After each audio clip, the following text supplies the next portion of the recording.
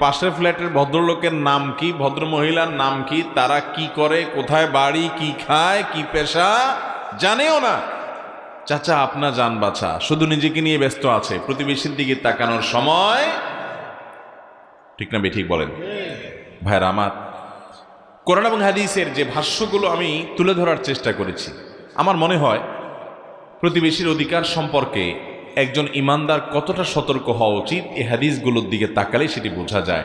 ইসলাম আমাদেরকে সামাজিক হতে বলে ভাই, সামাজিক হতে বলে। আমাদেরকে বলে আমরা অন্য মানুষের কল্যাণে আন্তরিক হব। আমরা শুধু নিজের চিন্তা করব না, আমরা অন্যের চিন্তাও করব। আমি আমার চিন্তা করব, আমার আশপাশের লোকদেরকে নিয়ে ভাববো, তাদের কল্যাণ কামনা করব। এরকম যখন সবার কল্যাণকামী আপনি হবেন, তখন আল্লাহর প্রিয় বান্দা হতে পারবেন। দেখুন, শুধুমাত্র ইবাদত বন্দেগী যদি মানুষ জান্নাতে যেতে পারত, হাদিসে বর্ণিত এই লোকটা জান্নাতে চলে যেতে পারত। ইবাদত বন্দেগী মূল, সেটা